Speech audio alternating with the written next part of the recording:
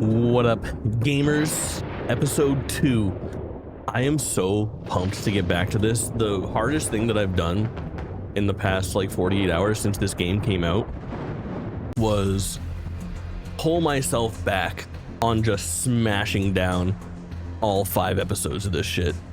But I feel like I'm being such a good boy going through this documentary at the right pace. I feel like it would be wrong to start an episode at like midnight or wrong to start an episode at like 9 a.m. If I'm not starting the stream between like 6 p.m. and 11 p.m., you know, then I think I'm fucking people over on their ability to keep up. Cirrus already arrived, locked in for the sweetest documentary video game that's ever existed. So last time we played, we started here on chapter 1. We went all the way through essentially the history of Midway and the previous projects from the main players that put out the first Mortal Kombat. Really interesting shit. A little fucking sneeze because it wouldn't be a Jake Twitchin sneeze, a Jake Twitchin stream without a sneeze. Wouldn't be a Jake Twitchin sneeze without a stream. That's what I always say. Then we played Mortal Kombat 1. And you know what? Mortal Kombat 1 was good. It was fun. But we could do a little more in there while we warm things up. We could do like, let's do like fucking 5-10 minutes of fucking around in Mortal Kombat, the OG. And then we'll hop into episode 2 of the actual documentary. All right, who did I play as last time? I know I played as Kano, I played as Raiden, I played as Sub-Zero and Scorpion. Let's do Liu Kang, Johnny Cage, and Sonya. Look at this, I played as everybody except for the fucking core trio of good guys. Your main characters. I have to learn Bicycle Kick. If I don't do Bicycle Kick, who wants it? Wait, is Bicycle Kick even in this game? I don't know. Boogie, welcome in, homie. It's not just Flying Kick. Oh, but I got the sauce. Oh!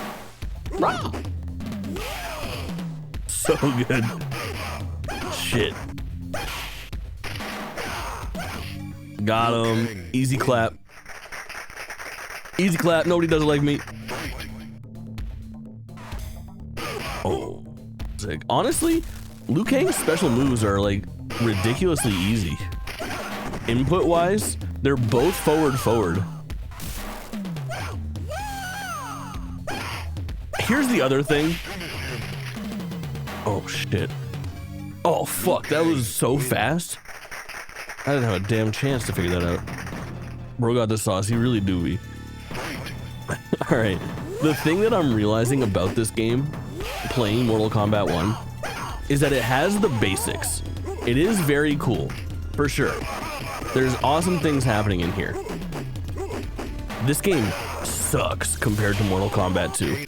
Mortal Kombat 2 is so significantly better than Mortal Kombat 1. It's almost to the extent of... Oh man, Kano, that was dirty. That was dirty. That was dirty. It's almost to the extent of like Street Fighter 1 versus Street Fighter 2.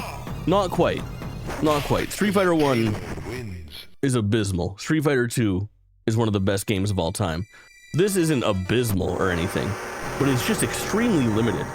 Extremely limited. You know what I was thinking about the other day, chat? We did this entire fucking like episode or whatever.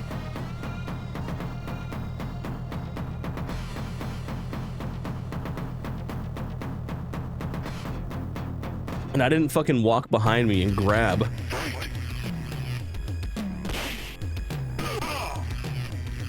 My Genesis copy of Mortal Kombat. Raiden wins. Complete with manual. Sick as fuck. Sick as fuck. He just thinks too much new toys. Welcome in, homie.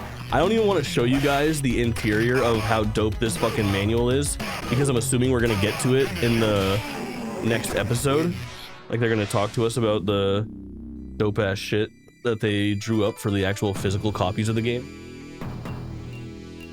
I'll keep this because they're gonna talk about the Genesis release. We're gonna play the Genesis release tonight, and then maybe that will make me feel differently about the game as well, because there will be more to look at. JCast only for those who arrive nice and early that would like to hypersexualize me, which is never a problem. Always interested. But too much new toys. Ike, welcome in, homies. Boogie and Sears, hope everyone's having a great Saturday night. I know I am. Do I still not know how to get the fuck out of this game? Oh, I remember. We figured it out last time. Yeah. I want to rub his head and his belly. Ike, I wouldn't let many people do that. I would let you do that. Oh, we did play his song. Yeah, I remember Kissing. I think the only one we haven't played at is fucking Johnny Cage. Jay can't deny that it's heavy, dude. I gotta fucking... You don't gotta tell me it's heavy. I'm the one who has to walk around with this thing.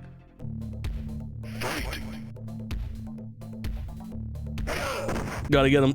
Gotta get him with the fucking... Blah!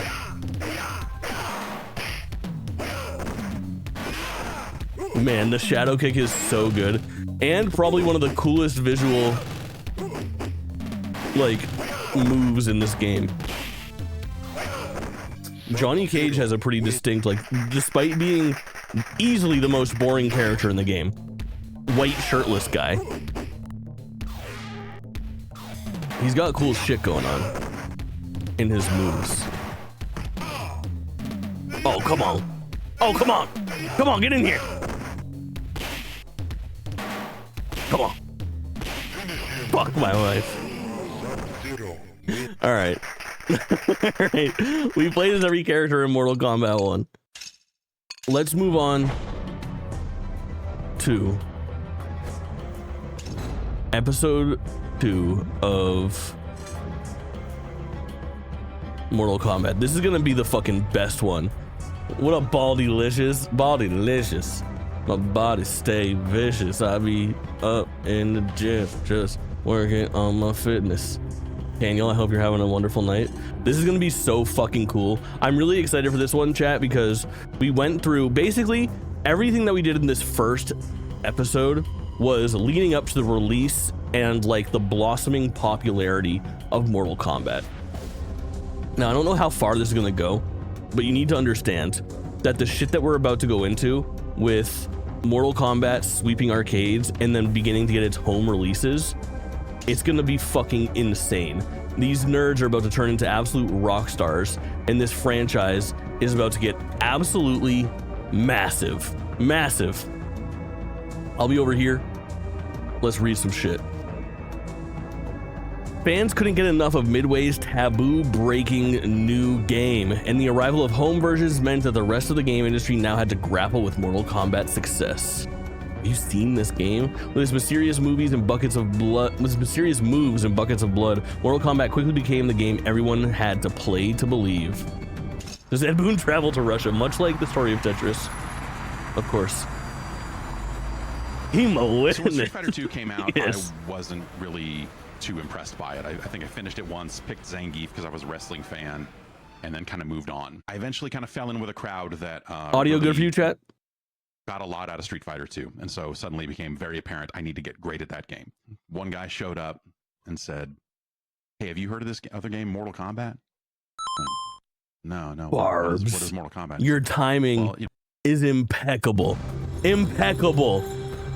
Welcome in, you absolute icon. Also, I love that I rated Barbs and now Barbs is rating me. Return raid, yeah. Here's what happens. Barb streamed for like 9 hours. I rated her at the beginning of her stream, watched her for a little while, fell asleep, came back, streamed again, and now Barbs is done. MGA, NPE, welcome in. Good to see you. You absolute legends. Barbs, thank you so much for the raid. Just dropping the kids off. Cloud, my fucking goat.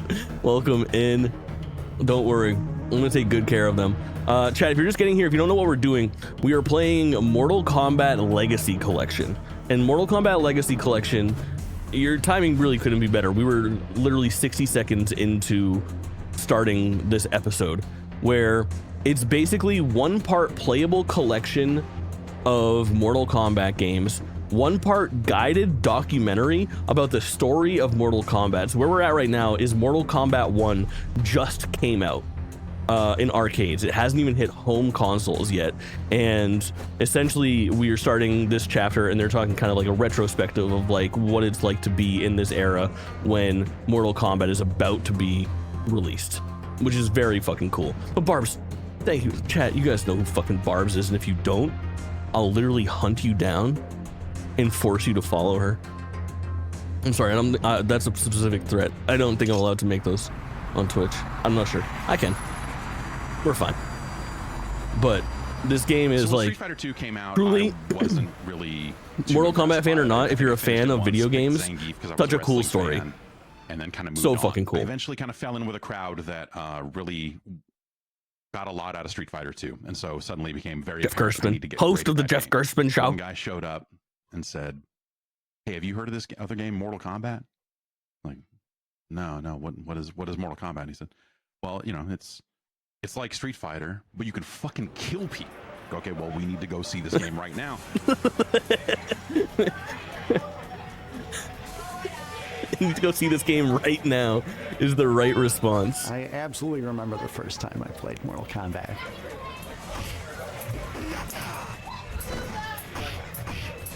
Look at the reflection in the arcade cabinet. My favorite arcade. My dad would usually give my brother and me $5 each and let us run wild while he went shopping. I was at an arcade in Virginia. The Q Lounge in the Bronx, New York. It was a space that was half smoky pool hall, half arcade. He took us to an arcade 2 towns north. Arcade culture was so good. Systems City. We're a worse society because we don't have that now. Yeah, did you ever go to arcades when you were a kid?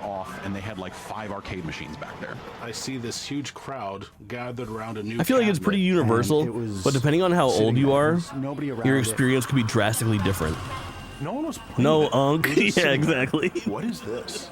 I just remember just like a big Meanwhile, line I'm over around here the cabinet. fucking, Everyone is my crowded first around kiss was Mortal inside Kombat. It is the simultaneously Jurassic Park video game. exactly like and nothing like Street Fighter. You know, the filmed Let me show you presentation guys of what I real mean. actors and actresses and all of that really just it's so striking. In Mortal Kombat, when you're seeing those 2 big characters on the screen, Fucking David Jaffe, the inventor Instantly, I was like, oh, it's digitized. It's real people. of Mortal Kombat. No, not Mortal It's like, how are they Kombat. doing this? How did Twisted this Metal. game come to be? I And was blown away by how it looked. God of War. Because it was a violent, bloody game. Like, that's the first time I've seen blood in a video game that I remembered. Even from Behold. a basic high punch, you just see blood flying out of these people's. this had like a little curtain on it. And that curtain was closed when we were playing Jurassic Park. Of certain characters, And we I could kissed fall into a rhythm with that just tongue. felt so good, just like, you know, air kick, uppercut, and I was, I feel like the baddest motherfucker in the world. In a time where you didn't see that kind of stuff in His games, tongue, especially in exactly. arcades where Perfect kids use were, of that they were clown. running around with their parents, and parents were still freaking out too, kind of seeing what was happening. 2 years makes My nostalgia dad way came up different for behind sure. me. I didn't know this at the Dave time. and Bustin'. But, the screen went dark. Kano ripped out a heart and held it up, blood dripping from it. And my dad went, "Oh no, and whisked me out of the arcade. And that's when I knew I had to play that game because I was not allowed to play that game. People getting Yeah, that chopped in dude, half and so torsos much. being dismembered. This was the fucking beginning of like video games were fun in Do games, that in a video game. and all I of a didn't know sudden that was allowed in a video game. And we're, you know, 16, People have 17 at the opinions of time, what so is this appropriate. Is the most exciting thing in the world. The endings, and Violent how every video game character game. had, even though Street Fighter, they had an ending, but Mortal Kombat was like the first thing that really affected me that was like, I really want to play all these characters to see what happens. And this is before Yeah. YouTube, so it wasn't like you could just go on YouTube and watch it. You had to, you know, earn it, right? What's Kano's backstory? You know, what about Sonya? That's what we wanted to know about. And you know, they specified a lot Absorbable of sized it, cast. kind of in, Dude. you know, various Fucking streams and Clippy whatnot. B, dude, Yeah, with we the were- worst beard in the But it didn't world. take Let me long line you from up, dog. I got you. For that game to be, We gotta bring that literally fucking- everywhere. Every single. we gotta bring pizza that beer a little place, further down your 7-Eleven, neck. arcades, the It's arcades that riding were up left your at that face. point, all of them had a Mortal Kombat machine probably within a month. Isn't he magician now too? I think he's always been a Magic fan. A fan of the Magic. Even before the internet. Well, the internet existed in 92. Much of it was text only, and most people didn't have access to it yet. Most Mortal Kombat players operated on a local level. Handwritten move lists were often brought to arcades, where knowledge of a finishing move became social currency. I fucking love that. Mortal Kombat, the comic book. Oh, baby. Fucking 3 smackaroos.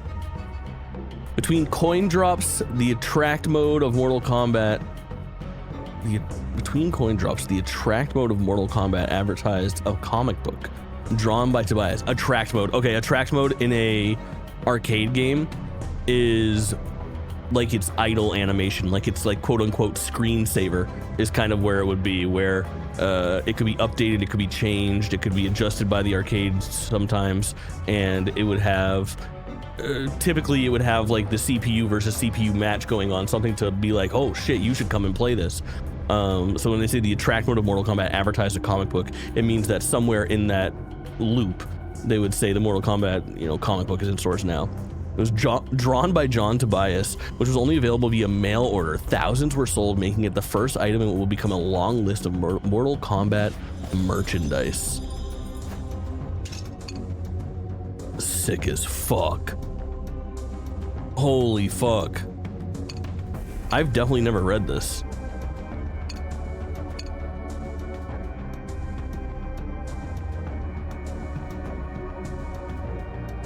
Who is he fighting? I feel like I've seen this Goro art before. Dude, look at this silhouette there. That's a sick ass fucking comic panel.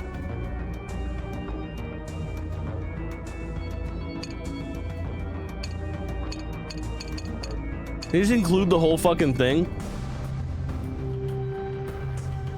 Great fucking arc. It back, hell yeah, King. We love this shit. Dropping the 3 bomb. Who's gonna mail these?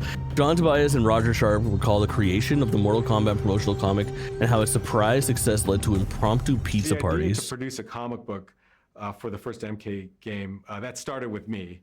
Coming from comic books, I had a great desire to sort of tell this story that we weren't able to tell in the game. And so I thought, what better place to do it in a comic book? I talked to Ed about it, and so Ed thought it was a great idea, and I think the both of us went to Roger Sharp to try to see if there was any money that we could get from marketing to help us produce this comic book. Look at this fucking crew of guys, dude. Special, and John, you know, pulled together. Holy shit! Comic book. Late 80s, early 90s core fucking sweaters and mustaches. Every single one of those dudes was just trying to look like Tom Selleck.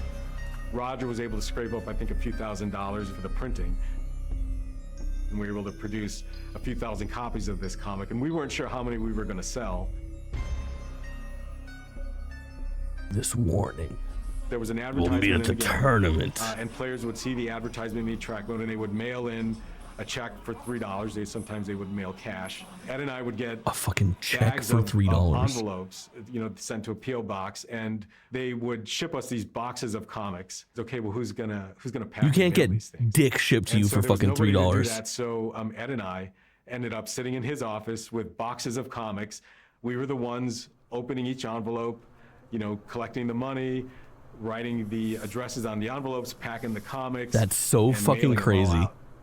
I remember we did that one the weekend. Artist, the creator of Mortal Kombat, sending we invited other people around you the office, personally. like, hey, come and help us pack the comics, and we'll buy a pizza. Every once in a while, I would sign one. We would write these weird encryptions on the envelopes. Sometimes I would draw a picture on the envelope, little messages to the players. I don't know if anybody ever saved any of that stuff. But eventually, I think we were in over our heads because the stuff just kept coming. Professor Twitching, when do we learn about good games? Oh, mines, give me your knuckles. I'm gonna smack him with the fucking ruler. Roger, I think, handled, you know, I don't know who he did, knocking some sense into you and calling your mom. We're packaging and boxing up. Thank you, Jeanette and Alice. Welcome in, King. Everything out to people. But line says that 65 extremely bad comic books were hand and a snart packed and hand addressed by you know, Ed and myself and a couple of the other folks around the office. Is that early Striker? And, that was the start of the merchandising program. Oh, dude, for look at Mortal that. Kombat. The double dip. You got $3. $3 got you a comic book with a ticket for a $10 shirt. God, I would love a $10 Mortal Kombat shirt. From game to comics, some of John Tobias's sketches, pencils, and color studies from the promotional comic book. An uncut sheet of the finished printed pages now hangs in a frame in the hallway at NetherRealm Studios. So fucking cool. I love the art style that he drew in. So fucking rad. The 16-bit wars. While Nintendo had dominated the 8-bit era with the NES, rival Sega had taken away a significant market share from Nintendo during the 16-bit days, in part because it was more permissive in regards to the content of games that appeared on the platform. This would have a significant effect on the home versions of Mortal Kombat. This shit's about to get so fucking crazy. Mortal Monday. New York-based Acclaim Entertainment confirmed its home version of Mortal Kombat in June '93 at the Summer Consumer Electronics Show, promising a September 13th release on both 16-bit consoles, as well as both major handheld systems, Nintendo's Game Boy and Sega's Game Gear. Acclaim branded the release event Mortal Monday. Holy shit. The fucking original press release is so crazy. This is awesome because I had, Cloud, you had Game Boy Mortal Kombat. I had Game Gear Mortal Kombat was the second, and the first one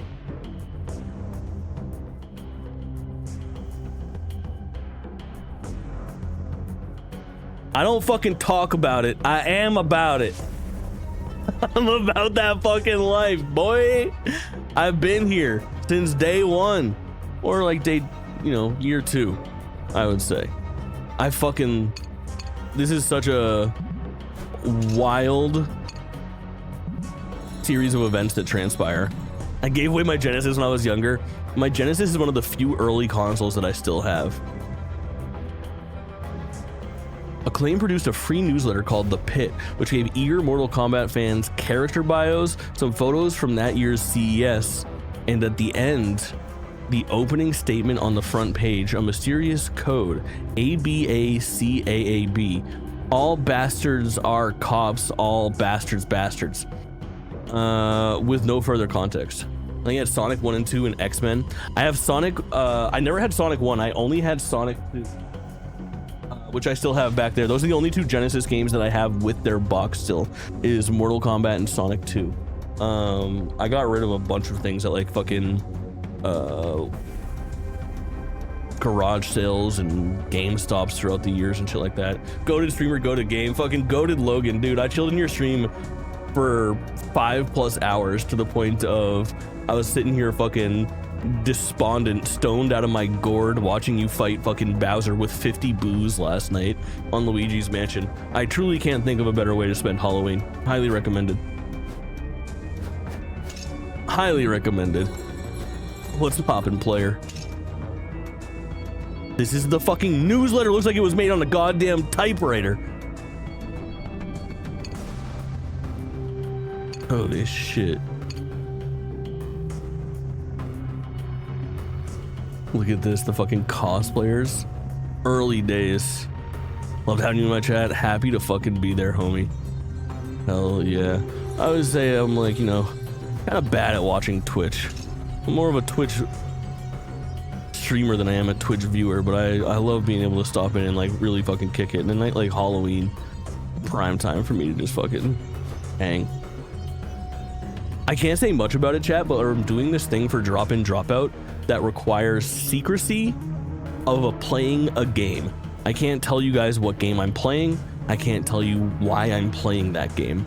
And most importantly, I can't tell anybody else at Dido why I'm playing it.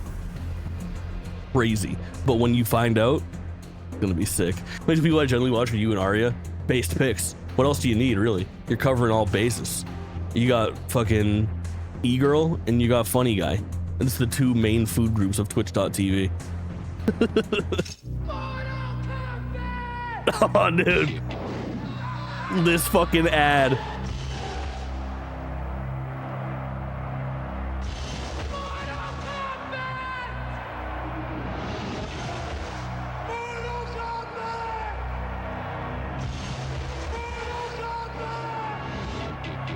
that second one becomes the Mortal Kombat scream.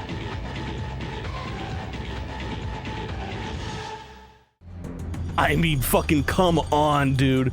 The Mortal Monday television ad created by ad agency RDA International featured dozens of Mortal Kombat fans charging through the New York City streets in a frenzy. The commercial's only dialogue, people shouting the game's name at the top of their lungs like a battle cry, became iconic. Bro, it's so dumb, but I get fucking like, I got chills watching that just now.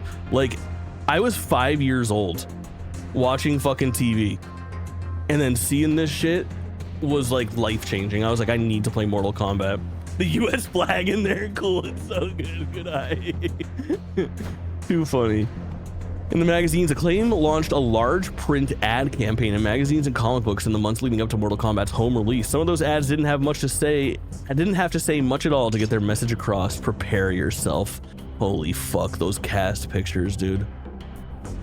It's higher definition renders from like the in-game portraits. So fucking rad. Dude Cool, welcome in. Oh, dude, I love when Cool Love and Dude Cool are both here. Dude Cool Love is like the your Jeopardy category. You know, the answer would be Dude Cool Love, both of you.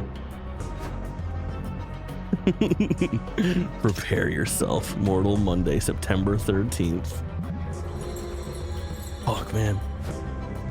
Here we go. The first time I saw a crowd gathered around a Mortal Kombat cabinet when I was 10 told me that, okay, this game is a big With deal. our power combined, we are I cool, had cool. no idea So if that true. translated outside my arcade.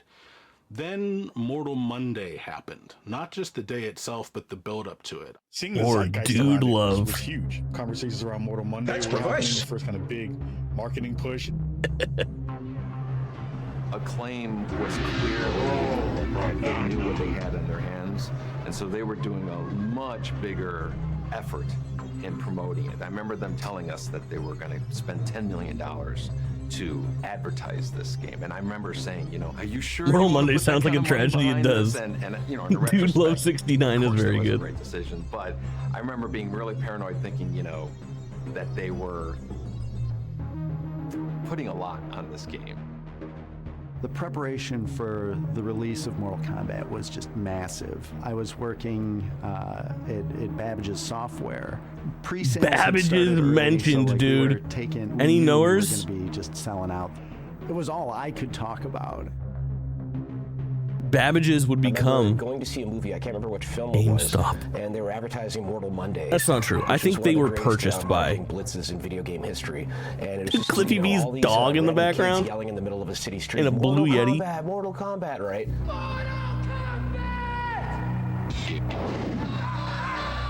It was like Babbage's, Funko Land, Like Software, etc., running down the GameStop. street screaming Mortal Kombat, and they were teens, and I was a little kid, and teens are the coolest thing you could A be lot of when you're local a little game kid. resellers for sure. You have to show screenshots. EB or Games anything eventually else also necessarily. like acquired. Everybody Yep. knew. Not sure what the parent was. Me either. All you have to do is just. have It all somebody out happened in the middle of the fairly street just fast, putting up and a his lot own of them saying, Mortal operated Kombat. exactly the It's same under almost different like, names it's for a here. long time, It sells until getting itself. all rolled into GameStops.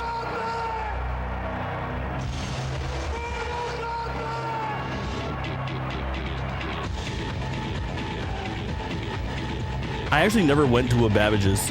I've been to They Funko were like, Lands. Yo, did you see I've been to that One Mortal Software, Kombat etc. commercial?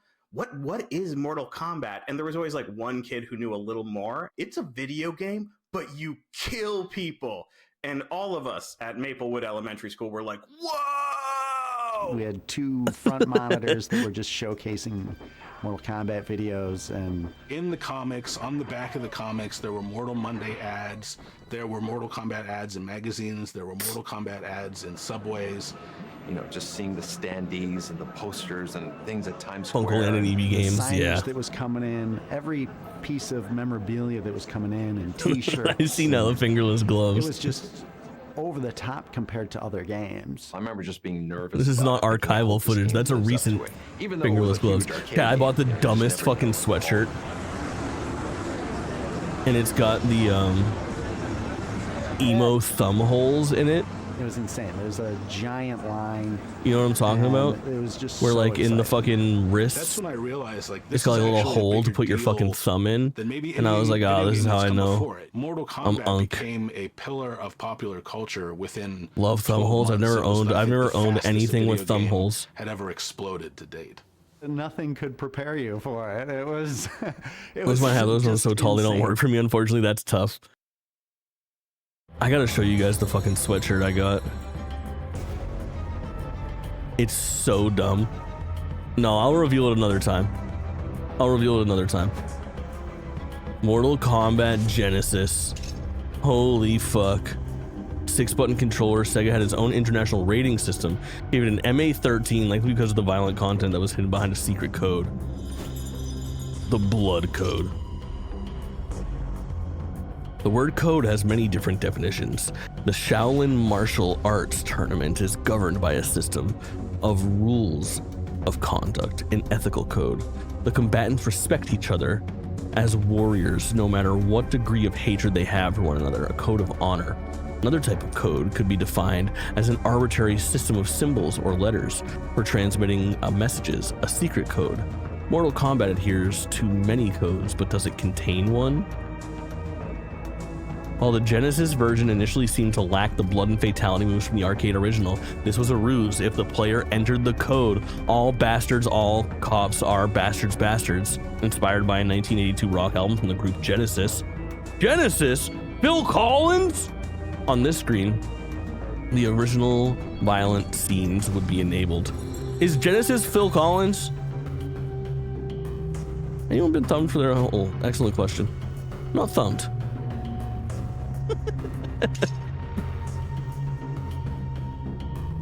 Dullard code. The Genesis version included a full cheat menu, accessed by entering up, down, down, up, left, left, A, right, down at the game's main menu. This was originally intended to be the only method of enabling blood, but Acclaim felt that spelling out the word Dullard would be too tricky and asked programmer Paul Carruthers to add a sequence using only face buttons. Understood. Flags. The Dullard menu let players turn on 8 flags, which changed the game's behavior. Flag 0 killed the computer opponent in 1 hit. Flag 1 killed the player in 1 hit. Flag 2 forced objects to fly across the moon for finding reptile interesting. Look at the fucking Santa's sleigh up at the top. Flag 3 made Probe Software co-founder Fergus McGovern's head appear in the pit. Is that Toasty? Flag 4 forced reptile clues to appear. Flag 5 gave the player infinite credits. Flag 6 forced the computer to always use fatalities. And Flag 7 made all fights take place on the Palace Gate stage. Interesting. Mortal Kombat goes CD. In May 1994, Sega players got an upgraded version of Mortal Kombat if they owned a CD-ROM drive. The Sega CD edition of Mortal Kombat used its storage capacity to restore many frames of animation and speech samples in Dan Forden's arcade soundtrack. However, the sluggish load times, including whenever Shang Tsung transformed into another character, hurt the appeal of this version. Bigger, better, louder, meaner. Acclaim advertised the Sega CD version of Mortal Kombat as bigger, better, louder, meaner. Note that the first version of the ad has Sega's MA13 rating from the Video Game Rating Council, while the second shows MA17. Oops.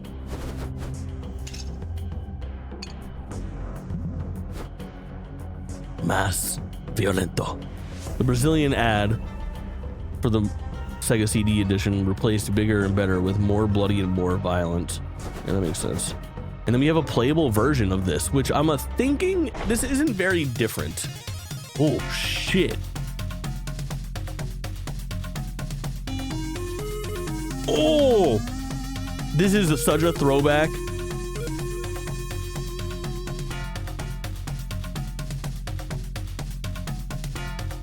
Fucking forgot about this jam.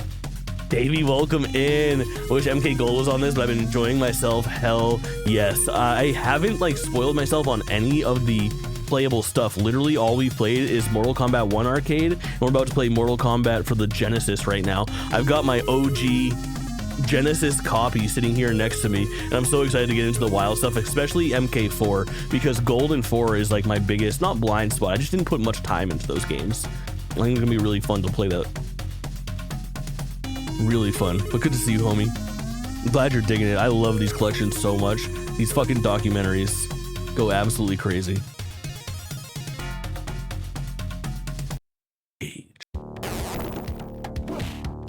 Wow, the fucking sound effects are so much more impressive.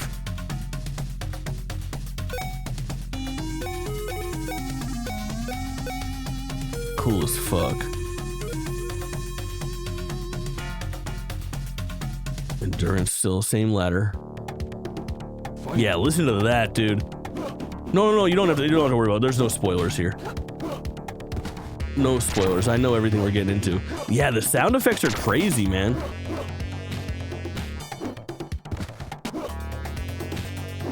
And like the sprites are more vivid.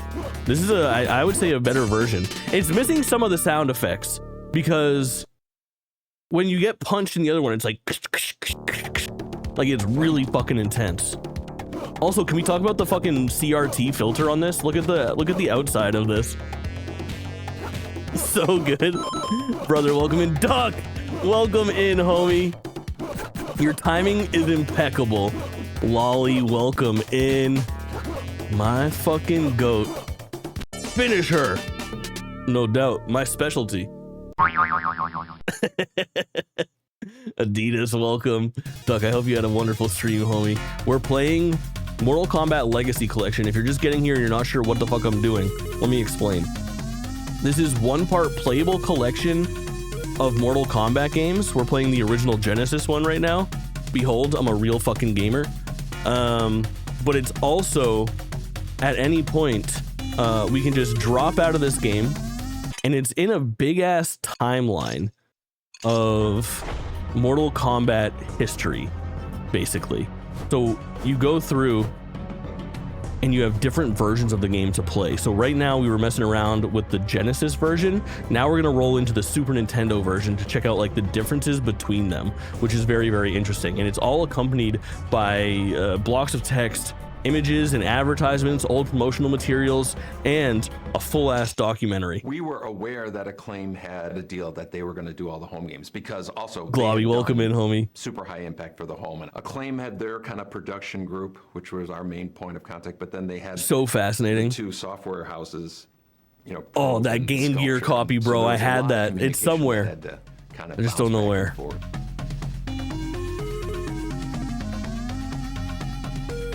Banger alert! Pro offered me Mortal Kombat on the Mega Drive of the Genesis version, and I said yes. I'm free. I'm available. Like a job. Painkiller, welcome. And I said, well, what is it? They were able to kind of actually bring me an arcade machine. Painkiller, close to 400 fisties.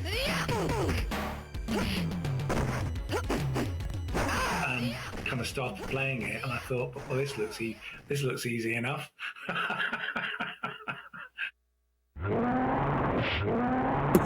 Mortal Kombat 1 right. was going to be made for the Super Nintendo through Sculptured Software. We had a programmer that was from outside W camera angle, and brought him in. Say, hey, you're the main guy. This is me for like the first year that I streamed, sitting in a fucking go as well dank pit. as we would have wanted it to go.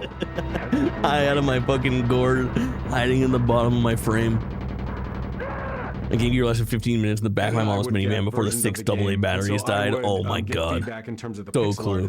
So true. The broom closet. The home games at the yes, time, that, and I had a Sega Nomad as well. Chat, do you guys know what a Sega Nomad is?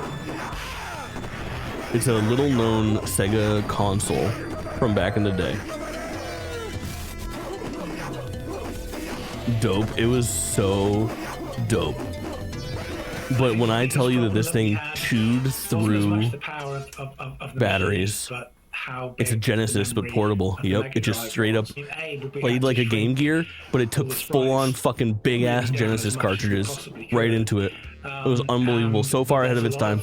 There's a lot of frames of animation in there. You know, we started off by kind of basically taking out every other frame.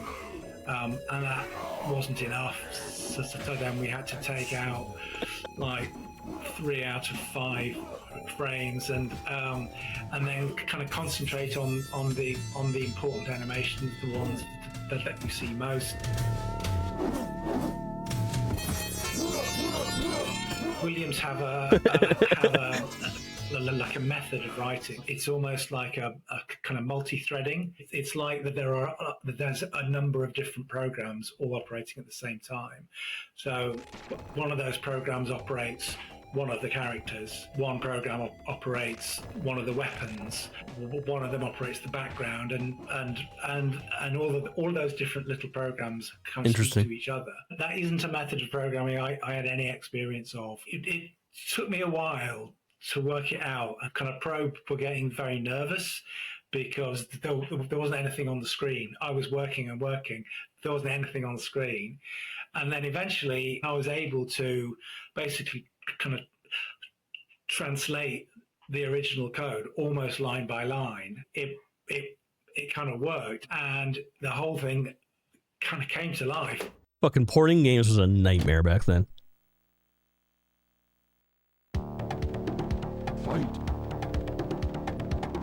What it meant as well, though, was that it was very accurate, very close to the original arcade version in terms of how it feels playing it. So everyone was then very happy with me, which was which was great. Genesis played much better, and it had the blood, the abacab, and all that. Abacab. All bastards are cops. All bastards bastards.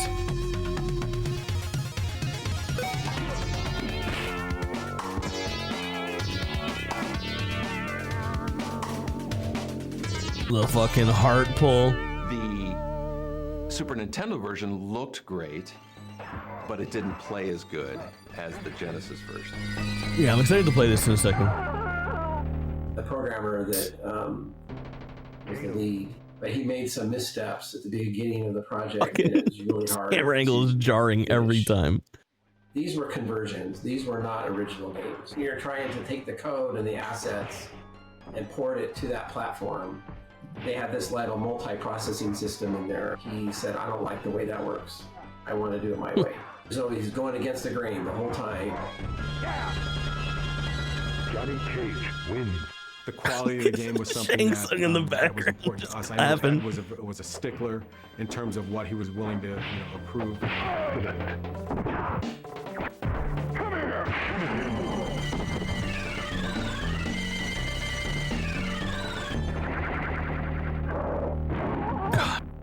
So sick. We were down to the wire. We were, saying that, we're not going to prove it until you fix this, and that. And I ended up having to help him. So it got done, but it played not quite as well.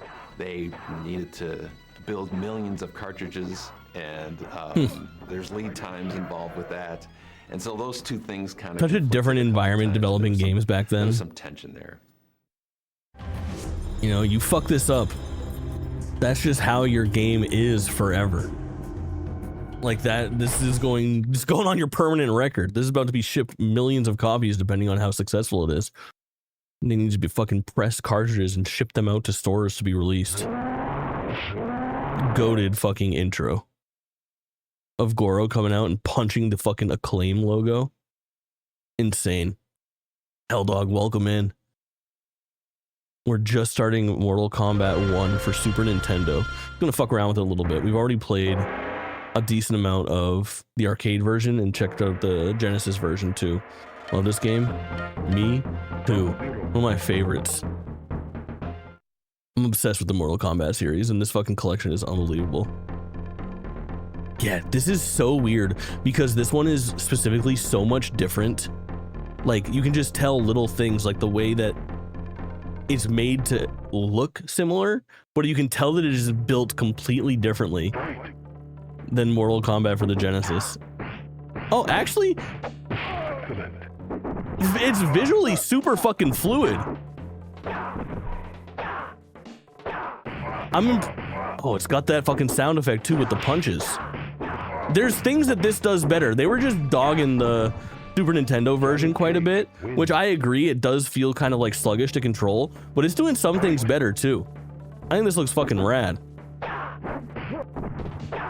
Oh. Got him. fuck me.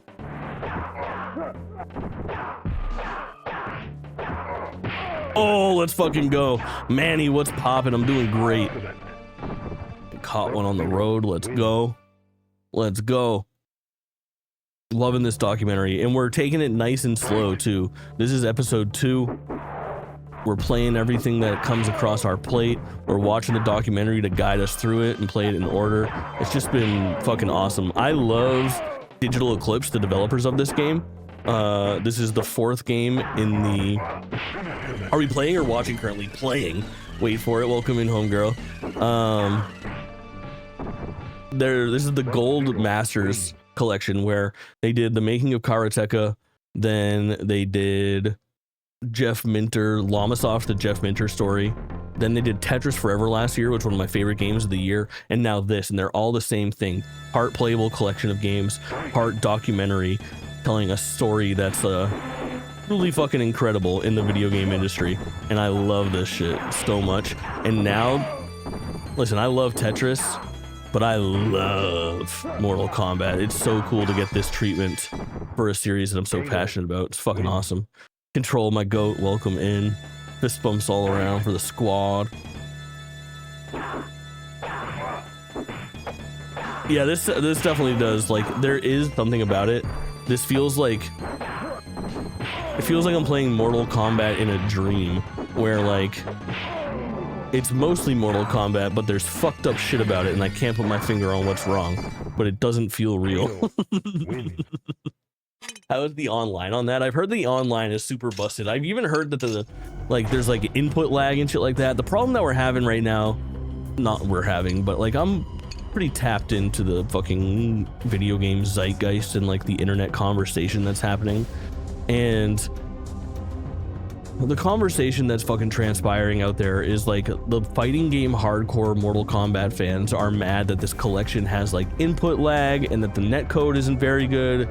There's all sorts of like emulation issues, and I get that it is a collection and it's tough to be like, well, that's not really what this is about, because I get it, it's a valid complaint, but truthfully that isn't what this shit is really about. You know what I mean? Digital Eclipse is not here to make perfect arcade ports of games. They're here to collect and chronicle and document the history of a gaming franchise, and being able to play them is like almost more of like a service than a feature, if that makes sense. Like, you're not, when I want to play Tetris, I don't boot up Tetris Forever. You know what I mean? There's better versions of Tetris outside of that collection. So when you want to play Mortal Kombat in the future, you won't boot up Mortal Kombat Legacy Collection. You know what I mean? You boot up Mortal Kombat Legacy Collection to watch its documentary, to experience its more obscure titles. You know, you're coming here for a fucking taste, not a full bite, I guess, is how I would do it. But I understand that that's not something that you can really message to people, and the people that understand that, like me, are very few and far between. So it's unfortunate right now that this game is really gaining a lot of fucking flack online from like the community that should be supporting it the most, because Digital Eclipse was nice enough to show it some fucking love, which sucks. Now this, I'm very fucking excited to play. This is gonna get weird as shit. I used to play the fuck out of this on Game Gear.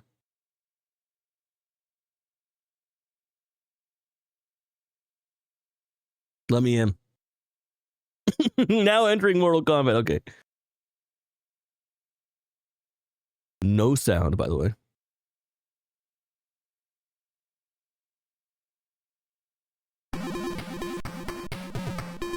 Interesting. Who's missing? Kano. There's no Kano in this game. Sub-Zero is going to be our fucking baseline for every game that we play, chat. Shang Tsung, Goro.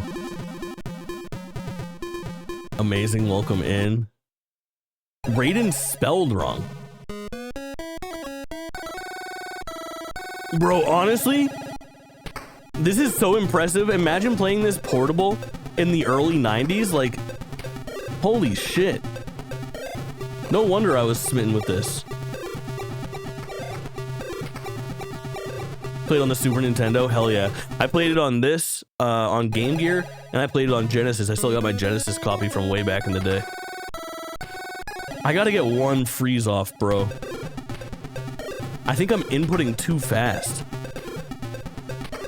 Unless the moves are different.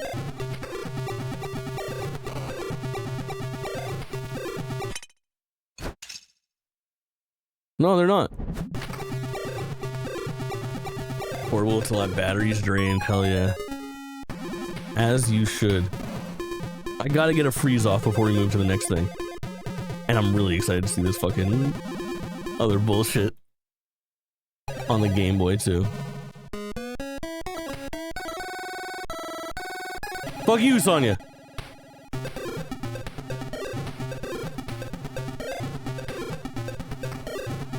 It's like the computer moves too fast and I can't go, I go too slow to input these fucking commands. Is it on PSP? There is a PSP version of Deception. Yeah. Johnny, my fucking goat. What's poppin', homie? Yeah. I don't even think it's called... Is it called Mortal Kombat Deception, or does it have a different subtitle? I know it's basically based off of Deception. Let's go, dude. Face kicks. Get fucked.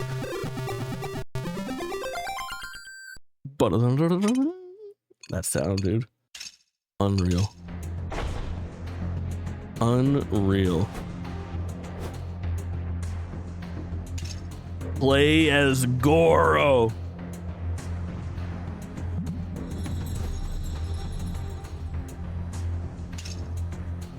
We gotta fucking play this shit. This is gonna be fucking crazy. Black and white.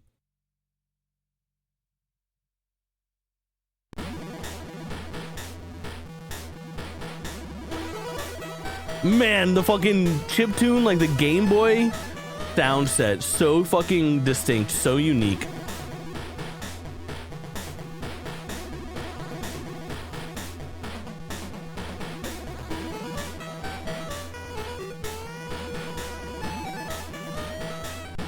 Fuck yes. All right, interesting. So this one has Kano, but no Liu Kang. Also, gun to my head, I don't know which one's Scorpion and which one's Sub-Zero. I think this is Sub-Zero.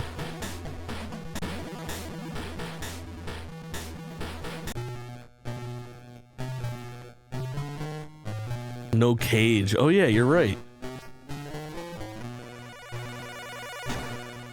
Holy fuck. This shit sucks.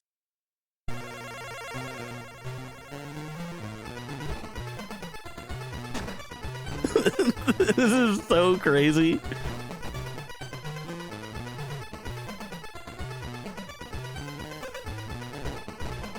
Day before second grade, I broke my leg. Told my mom I wasn't going to school with the cash. She bribed me into going by getting me a video game. This was my jam. Delirium, welcome in. If 88's your fucking birthday, then we got a lot in common. Hell yes. Fucking insane. It's like slow-mo, yeah, for sure. I'm having such a hard time with the inputs on the Game Gear and the Game Boy version. There is no fucking move list for this game. I don't think there are special moves in this game. French Dip, welcome in. But our first actual gaming PC, holy fuck, a game changer. Congratulations. Congratulations and welcome to the fucking world of troubleshooting issues on your PC. You're gonna love it. I love it too, don't get me wrong. You fucking gotta, it's a necessary evil. It's such a fucking necessary upgrade. Think of all the AA batteries you'll save by playing on PC. You're so right. You are so right. All right, we gotta get the fuck out of this. I would rather play any different version of Mortal Kombat. I fear. Can't wait to get so frustrated I start smoking again. Oh God, French Dip, you're so cool. I wish you and I were friends from our hometown who could grow up together and smoke some cigarettes back in our heyday. Love me a former smoker. But why though? In the arcade, Mortal Kombat's Thunder God Raiden was spelled with an I. I noticed that. In the home translations, it became a Raiden with a Y. The original spelling was associated with a vertically scrolling shooter in the game shooting game owned by other parties. That's so fucking true. So Acclaim changed the spelling to keep things legally safe. That's wild. Ripping darts in a parking lot. I said the other day, someone was asking me if I was like a coffee person. I was like, sometimes I'm coffee, sometimes I'm energy drinks. There was a good decade where my breakfast every single day was a Red Bull and 2 cigarettes.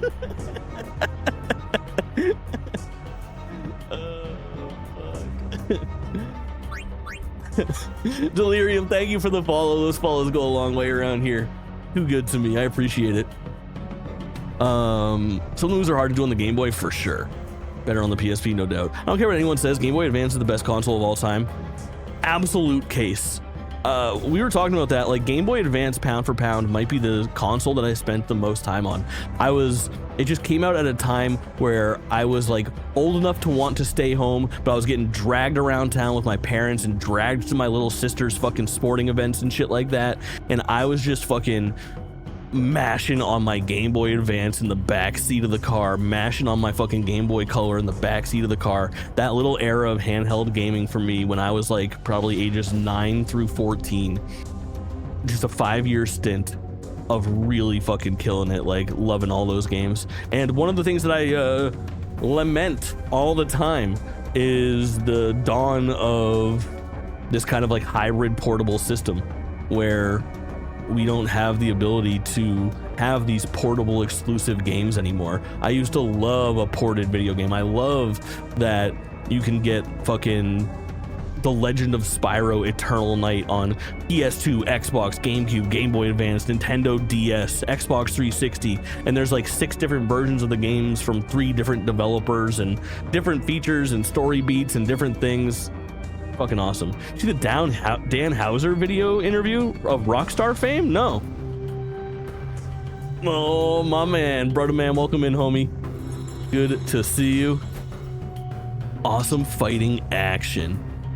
Goro lives. Liu Kang's fireball.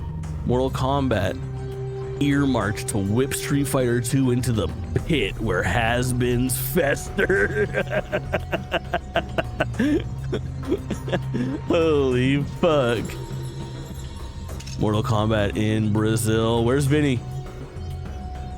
I need him to translate this for me. Mortal Kombat in Germany. I don't know. Blow by blow. Schlag auf Schlag. I'm sorry for delivering my German like that.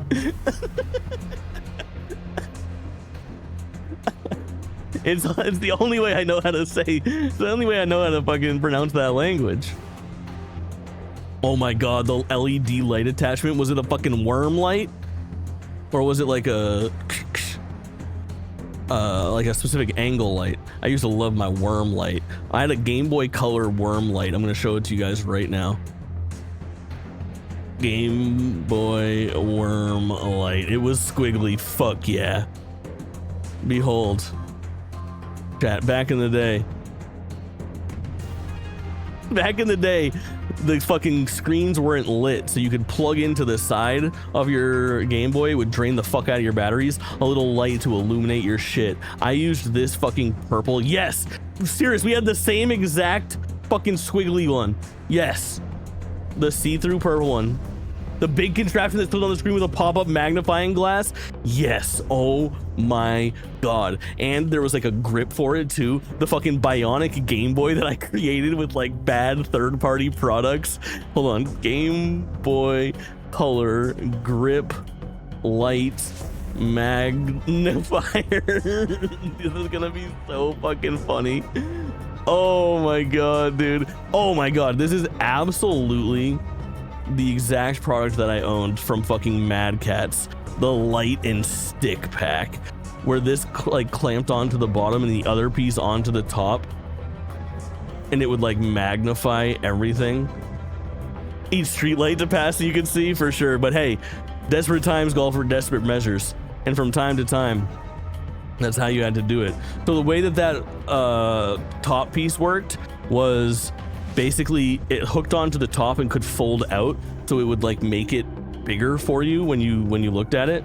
And then the other piece was, let me see if I can find, oh yes, now this is the fucking, if you were a real Giga Chad, if you were really out there getting pussy and getting money, this is what your Game Boy looked like, baby. It had like the joystick modifier. It had the fucking 2 buttons that you could slide your fingers on. Oh, the Game Boy Advance SP was such a fucking game changer with a built-in light. Oh my god, dude. Oh, this shit's good stuff. I would have had so many girlfriends in high school if I had that, for sure, dude. For sure. Schlag auf Schlag. Weiter Leifbelt. All right, I'm sorry. It's a beautiful language, I'm sure. Mustard and myself grew up in a really small town. Mustard and myself. These guys are named Mustard and Ketchup.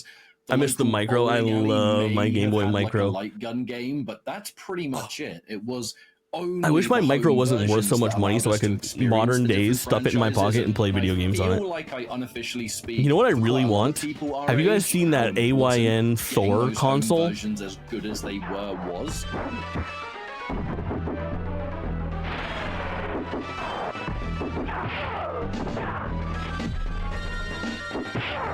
So that the rest of us could still experience it in different parts of the world, the arcades weren't as common, especially those small towns. Which side was I on in the home versions? There's only one side. Like, what do you know, it's just the Genesis version. There's only one version of the game.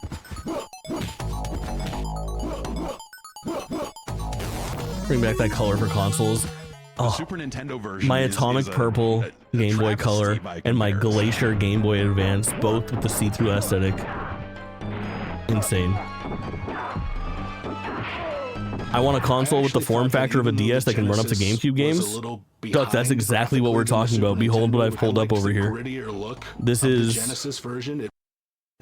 just becoming available now. It's a very new release. It's from the people that make the Odin. It's called the AYN Thor. And it's got the craziest fucking processing power where you can get it up to like 16 gigabytes of RAM and it will play like Wii U games. But it's 2 touch screens and they also come in fucking see-through purple. Geek. Fucking geek. But really cool shit. And it runs Android and it's fucking beautiful. It's just awesome. Are those Freedom Dollars? They are. Have you heard of Ambernick? That's what I have. I want. Yeah, I don't know. There's so many good options. There's like, so this AYN one is a really good brand. Ambernick is a really good brand. Ioneo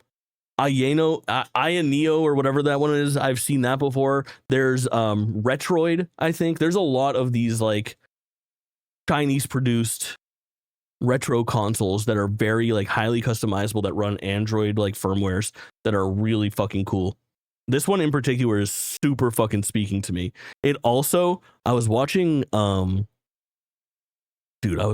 Giant Bomb's coverage of this. Hold on, I'm gonna actually pull it up. I'm gonna watch this YouTube video. I just want to skim it with you and show you some of the stuff that they were doing.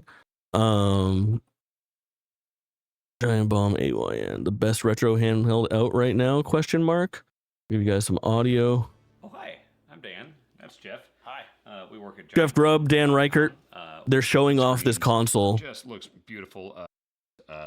Pretty much everything you could imagine. I would say up to, I will say, insane interface. PS2 and GameCube. But look what they do. Not only can you play DS games, which obviously are so fucking good. Game Boy Advance games. They load up Dreamcast. Look how like this is so surreal looking to me to see like a Dreamcast game running that smoothly on what looks like a DS. Super fucking slick. But the coolest thing they do for sure is that because it's an Android operating system, within, you know, the technical limitations, you can put whatever you want on the bottom screen and whatever you want on the top screen. So at a certain point, they start watching fucking So go into here. If I want to just hear Austin Powers, Austin Powers. Press that, it wakes it up. You could do Oh yeah, okay, let's go. Like I've been like holding off like looking at the device. So you're playing fucking whatever you want. Like, this is such a good, for me, like an ADHD console. I would love to be chilling in bed with like a YouTube video on the bottom and Soul Calibur on the top. There is a fucking use case here for me, and it's speaking to me in a big fucking way. Of like, I could queue up. There's like an instructional video, and they're talking about doing like Chrono Trigger on the top screen and a fucking guide on the bottom screen for Chrono Trigger. Like, so smart, so cool. A Jake video, yeah, for sure. We can watch a JT fucking youtube.com/@JakeTwitchin or @JakeTwitchinPlays. It's a decent processor, can emulate PC games rather well, for sure. Yeah, it's got a bunch of fucking capabilities. I think it's very, very cool. It's one of the most appealing products on the fucking market. Kind of down and dirty the way Mortal Kombat should. I mean, also the Genesis version had the blood code.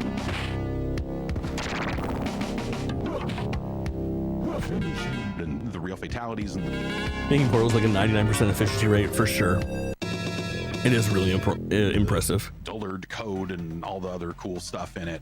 I think that made up for like the music in the Genesis version being really hokey and some of that other all stuff. mods are getting My one. friend Try out had now. Genesis, they got Mortal Kombat. His mom would come in every now and then just to look at the screen to make sure there was no blood flying. Do we have to install all the ROMs? Yeah. It's a lot of it is on you. A lot of it is like, find that hour-long YouTube tutorial that walks you through and provides the links and get it set up right the first time type of thing. Get everything installed and then kind of use it like your digital jukebox. But yeah, there will be some fucking elbow grease required. Didn't allow the blood in the game, and they instead put sweat in it, which the Genesis version outsold the SNES version like 3-1 or something like that. Everybody wanted the violence, you know, they wanted the blood. Real. The Super Nintendo version feels like mud. Like the act of playing that game is so unlike. Dude, I love Gerstmann so much. The actual arcade. If you guys don't know who that man is, Jeff Gerstmann is the reason why GameSpot.com as an outlet is popular. He also founded and created GiantBomb.com, which he also no longer works for. The very company we were just watching a video from. He got fired from GameStop for giving Kane and Lynch 2 a 7 out of 10. And that game is because they had just paid for fucking advertising space on the website. Kane and Lynch classic. And he fucking stood his ground. He said, I'm not gonna fucking let you guys pay for a review. And he reviewed the game poorly and they freaked out. So he fucking left. He got fired. He quit. He poached a bunch of talent, started his own fucking website. In the arcade, it's a little bit heavy and you feel on this remaster, exactly. Hits.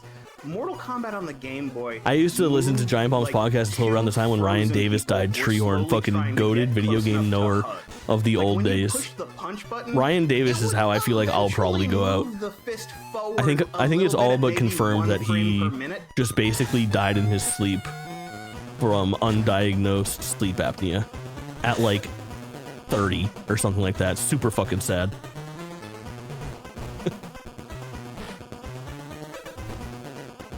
$50K on the Rodeo Jamboree, fucking Treehorn with a team on his back.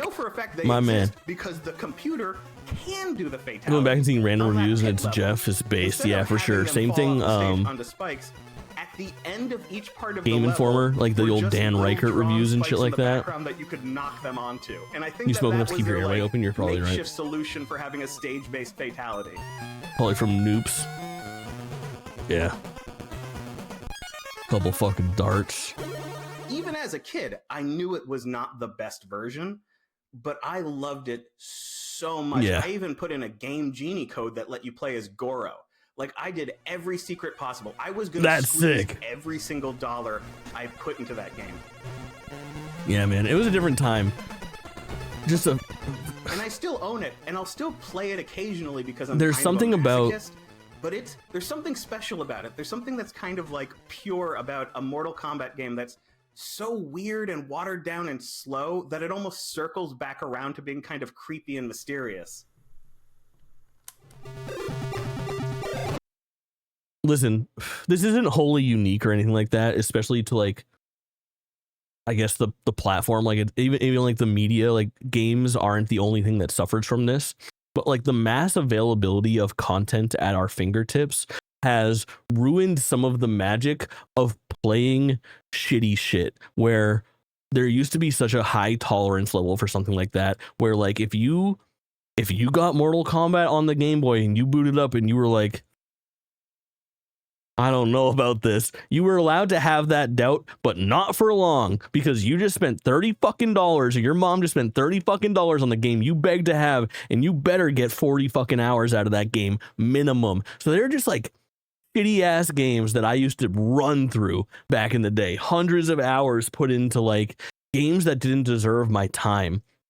But that's the gamble that you took. If that box art was nice, if your friend said it was good, you would just fucking end up with that. And now that art is gone, because if you don't like the game that you just got, you can refund it on Steam, or you can go play another game on fucking Game Pass, or you can go pirate that movie. Like, you can download that fucking book, you can Kindle, there's just a million different ways to absorb content. And if you want to play a game, every single one of you listening to me right now at your fucking fingertips has 30 different games that they could go play as a baseline, installed, ready to rip on your phone or on your console or on your PC, not to mention the subscription services and the games that are built into the internet that you could just fucking play.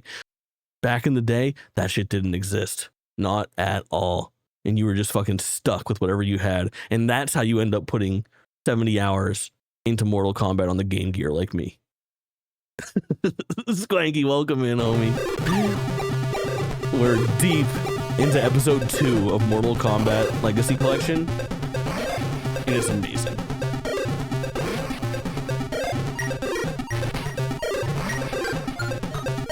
Flash games, exactly, Painkiller.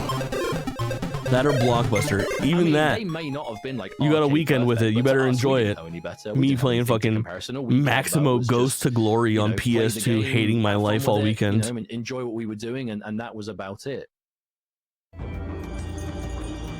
Fucking crazy. Combat on the dance floor. Come on, you're not gonna fucking play it? Okay. You not gonna fucking pay for the licensing on? You're gonna get all of these games? And you're not gonna program the fucking song in? Then I will do what you will not. Worry not, gamers. Worry not.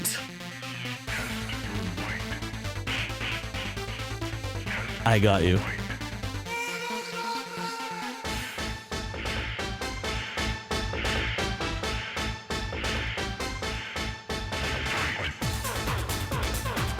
Fuck me!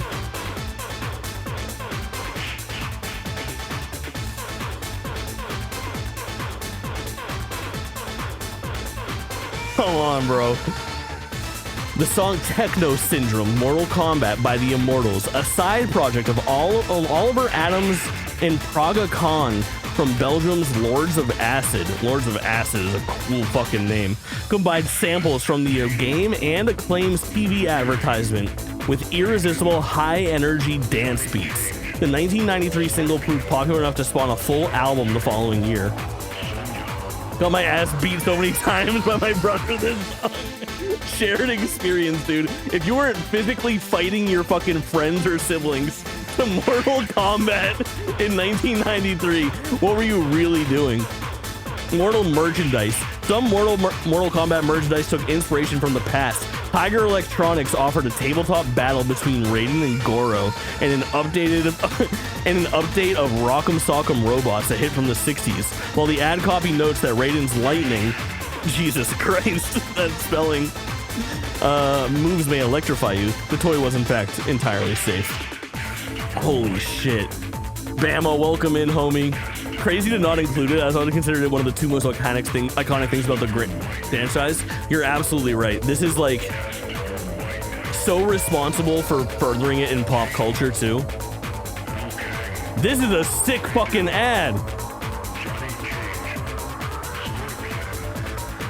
Holy shit. Really fucking clean. 7 more. 8 fucking, 769. I see what you're fighting towards. With every combatant seeking an edge in battle, a company called Triax promised its Turbo Touch 360 controller would make executing special moves faster and easier thanks to its unique directional touch sensor. Turbo Touch 360 is also what they call your uncle's favorite move.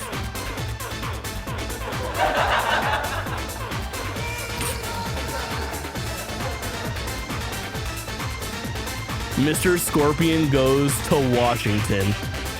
Now this is where shit's gonna get fucking crazy, chat. Crazy.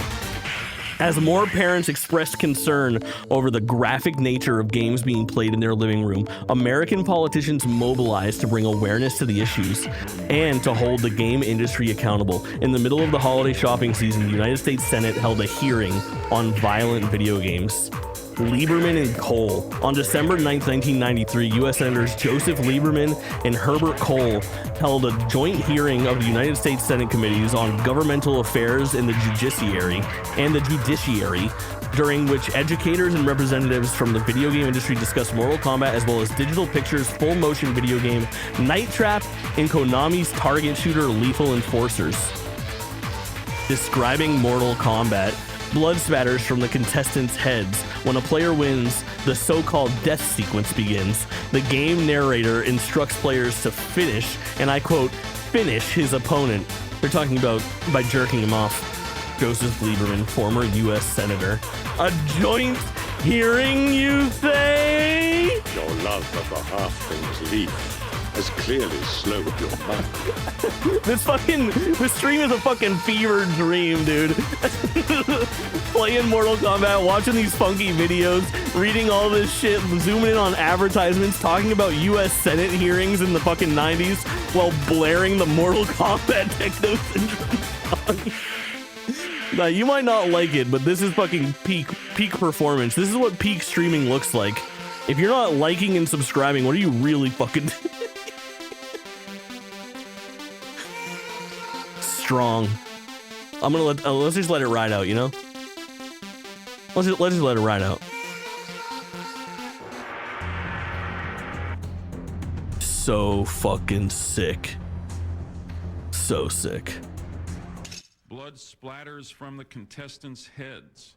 When a player wins, the so-called death sequence begins. The game narrator instructs the player to finish, and I quote, finish his opponent. Is this song in Legacy Collection? No, I played it. I played it myself because I am the streamer that was fucking promised. Inaccurate evidence. 60 seconds of Mortal Kombat arcade gameplay was shown on videotape, but identified as Sega Genesis. Full arcade blood was visible and 2 fatalities were shown. By contrast, the Super Nintendo footage that featured no fatalities and only lasted 10 seconds. Expert witnesses. Experts who offered testimony to the committees included Bill White from Sega and Howard Lincoln from Nintendo. The hearings ended with a vow from the game industry to create a rating system that would be implemented by the end of 1994. Mortal Kombat is the reason that we have the fucking ESRB, the Video Games Rating Act of 1994. You guys remember fucking K to A, kids to adults?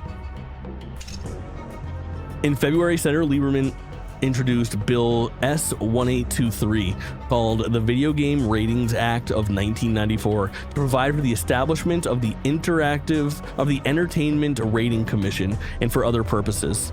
The message was clear. If the industry could not or would not regulate itself as other industries already had, the government was prepared to step in. Unfucking believable. Tell people that you were the dude constantly shouting Mortal Kombat over that song. Insane. Oh yeah. Oh yeah.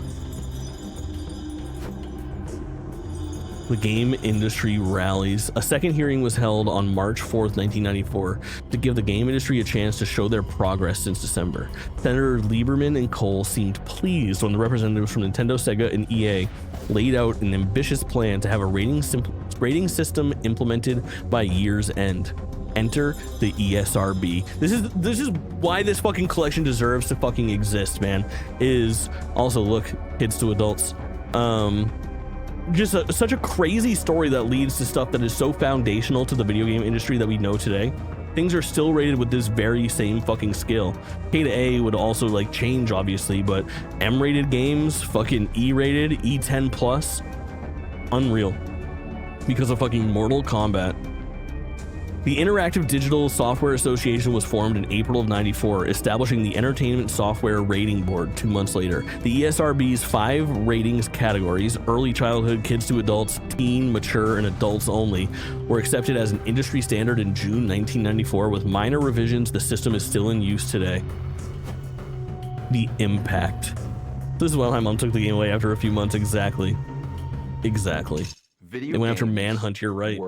And GTA got the AO fucking thing because the hot coffee mod, which nobody had access to. It was Stupid as around fuck. that time that we were realizing that video games aren't just for kids. The manufacturers of the home consoles still kind of thought of them that way. It's like, hey, this is a toy for kids. We never made Mortal Kombat for 6-year-olds or anything like that. That was never the intention. 4 guys in their 20s, what kind of video game are they going to make? In our minds, we were creating the game for a certain demographic of player. Fans of Terminator, Bloodsport, Alien, Predator, you know, all these movies. It was a game by guys in their 20s, 4 guys in their 20s. And nobody mentioned anything during the Or us by us. Someone say. Once the game came home on the consoles, it came into people's living rooms. That was a shocker to the moms and dads of suburbia. Vitruvian, welcome in, homie. Splatters from the contestants' heads. When And a I player couldn't wins, finish the him. so-called death sequence begins. The game narrator instructs the player to finish, and I quote, finish his opponent. My parents were very worried about the violence. Having a in Mortal great Kombat, day. We're because deep into eventually they saw the episode news 2 here, stories. and They it's saw the so news stories fucking that were like, good. you could rip We're out at really someone's like the peak spine, or you of could light them on fire. Mortal Like, I Kombat's had a friend impact who on was not allowed society. to go to another friend's house because he had played Mortal Kombat with him. And we also really didn't see a lot of animated blood in video games back then. It seems so on commonplace his face for today. sure. What is the difference in between this and violent movies? Why is it different? No one's looking at movies in the same way as they're looking at video games. Rock music before it, and comics and heavy metal. You know, I grew up at a time Elvis Presley's body was blacked out from the waist down because he was gyrating, and God only knows what that's going to do to today's youth. I do think that there was a number of kind of politicians and other people who were looking. We're for a still so scapegoat. fundamentally Kind of this was broken it. in It that came way. along at the right time. With like the way that America censors sexuality versus how they censor violence, and how fucking ass backwards it is. I think the thing that made me most angry about it was it just felt like no one involved in any It's of okay this, if your had child ever actually sees played a the video merciless game fucking or killing of seen innocents this on stuff TV, outside of very on carefully basic selected fucking cable, footage. and then goes and shoots up a school. But God forbid there's nudity in his video games, and he has consensual sex with somebody someday. Yeah, it's like Evil Dead, isn't it? Jesus fucking The Christ. very idea that like Mortal Kombat What is was wrong with somehow, going to destroy society or the fabric of our youth or anything was always ridiculous. Describe the gyrations. These home games had I would say in a word, system erotic. of ratings, right? Like a CD would say explicit. People getting lyrics. deported for selling it. I A movie bet, would dude. say rated R for violence or whatever. And Look I great on think a brand new to me CRT that for was a sure. Fundamental issue. Somebody noticed and somebody objected to it, and we certainly didn't disagree with it. And so I think that the reaction from Congress and everything at the time almost to me felt appropriate. Yeah, I'd say having the conversation about violence in video games and ratings in video games ultimately is something that was going to happen sooner or later. Is the industry going to be able to self-regulate, or is the government going to have to come in and do a bunch of really dumb things? I think that the rating system helps people make more informed decisions about what they're buying, and that included Mortal Kombat. If you're a parent who bought their kids games, they probably shouldn't have been playing Mortal Kombat unless you could supervise them. It was the next step in the maturity of the industry, and the rating system was kind of... Oh, this is our first look at Mortal Kombat 2, baby. Hey, here's this type of game, here's the type of content. Make Mystery your own wrestling, I choice. think so, Delirium. Rating system and stuff that came from it felt like the right choice, to make. I think that if video games were like a squalling infant that was just learning how to crawl, Mortal Kombat Oh, got a them Mortal toddling Kombat on 2 their cabinet. Fuck yes. Fuck yes. Unreal. Ready for round 2. Success often means a sequel, and Mortal Kombat was no exception. Entering a new development cycle, the team at Midway focused on new characters, improved technology, and even more extreme finishing moves for a sequel worthy of the phenomenon. Unreal. So this is Chapter 3, Test Your Might.